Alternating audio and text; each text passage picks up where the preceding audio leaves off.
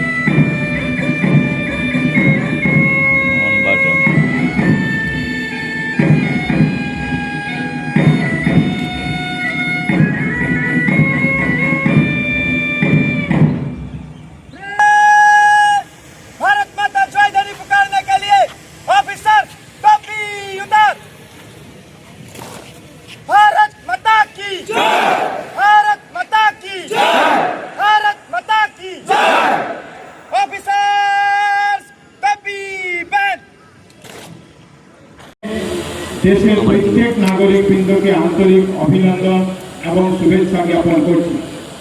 বিশ্বের অন্যতম বৃহৎ গণতান্ত্রিক রাষ্ট্র ভারতবর্ষের জনসাধারণ দেশের গণতন্ত্রকে অধিক শক্তিশালী করার উদ্দেশ্যে অতি উৎসাহ ও উদ্দীপনা উদযাপন করছেন। ভারতবর্ষের রাষ্ট্রীয় ইতিহাসে প্রজাতন্ত্র দিবস এক অতি গুরুত্বপূর্ণ দিন।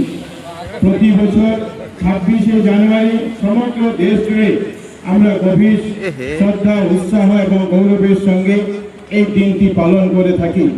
১৯৫০ সালের আজকের এই দিনটিতে দেশের হৃৎপিণ্ড স্বরূপ সংবিধানটি কার্যকর হয়েছিল। দেশের অকলন জনতার ত্যাগের বিনিময়ে লাভ করা স্বাধীনতা রাষ্ট্রের আত্মমর্যাদাকে শিখরে নিয়ে যাওয়ার পর সংবিধান কার্যকর হওয়ার সঙ্গে সঙ্গে আমাদের দেশের গণতন্ত্র উজ্জ্বল স্বরূপে উদ্ভাসিত হয়ে ওঠে।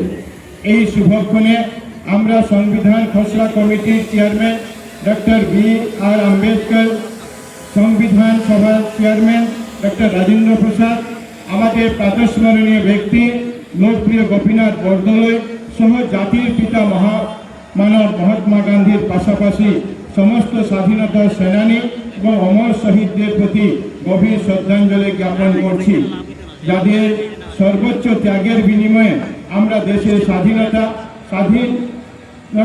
নাগরিক হিসাবে গৌরব করতে সক্ষম হচ্ছি। সংবিধান রচনার হাল ধরা মহান ব্যক্তিদের ঐকান্তিক প্রয়াস রাষ্ট্রকে শক্তিশালী করার প্রতি থাকা অপরিসীম দায়বদ্ধতার জন্য দেশ আজ উত্তরণের শক্তিশালী যাত্রায় অবতীর্ণ হতে সক্ষম হয়েছে। তাদের মার্গদর্শন এবং দূরদর্শিতার জন্য দেশের ঐক্য, অখণ্ডতা এবং উন্নয়ন নবরূপ লাভ করার পাশাপাশি জনসাধারণ নির্ভয়ে পক্ষপাতহীনভাবে রাষ্ট্রের বিকাশের অংশীদার হতে সক্ষম হয়েছে। সংবিধানের ভিত্তিতে গড়ে ওঠা গণতান্ত্রিক ব্যবস্থার মধ্যে উন্নয়নের যে নৈক্য ধারা প্রবাহিত হচ্ছে, তার মাধ্যমে ভারতবর্ষ আজ সব ক্ষেত্রে চমকপ্রদ সাফল্য আরোহণ করতে সক্ষম হয়েছে। রাষ্ট্রকে শক্তিশালী করার ক্ষেত্রে সংবিধানের যোগানো প্রেরণার জন্য দেশকে বিশ্বগুরু রূপে প্রতিষ্ঠিত করার উদ্দেশ্যে আজ কোটি কোটি তরুণ তরুণী নতুন ভারত গড়ার যাত্রায় নিজেকে সমর্পিত করার জন্য এগিয়ে এসেছে। দক্ষতা বিকাশ ও উদ্ভাবনীমূলক চিন্তায় নতুন প্রজন্ম এক প্রত্যয়দীপ্ত বাতাবরণের সূচনা করেছে। দেশের সার্বভৌমিত্ব এবং অখণ্ডতা রক্ষার ক্ষেত্রে অতন্দ্র প্রহরী ভূমিকা পালন করে আসা সেনা ও অর্ধসামরিক বাহিনীর প্রতিজন বীর জওয়ানকে আজকের এই শুভক্ষণে আমরা কৃতজ্ঞতা ও ধন্যবাদ জ্ঞাপন করছি। 2014 সালের দেশের শাসনভার গ্রহণ করার পর মাননীয় প্রধানমন্ত্রী শ্রী নরেন্দ্র মোদী মহাশয়ের গ্রহণ করা জনমুখী এবং উন্নয়নের সর্ববৃহৎ পদক্ষেপগুলি আজ ভারতকে বিশ্বের দরবারে অন্যান্য রূপে উদ্ভাসিত করে তুলেছে। আসুন নতুন ভারত গড়ার সংকল্পে মাননীয় প্রধানমন্ত্রী মহাশয়ের গ্রহণ করা পদক্ষেপগুলিকে বাস্তবায়িত করার ক্ষেত্রে অংশীদার হয়ে নিজের সমস্ত শক্তি উজাড় করে দেওয়ার জন্য আজকের এই পবিত্র দিনে সংকল্পবদ্ধ হই।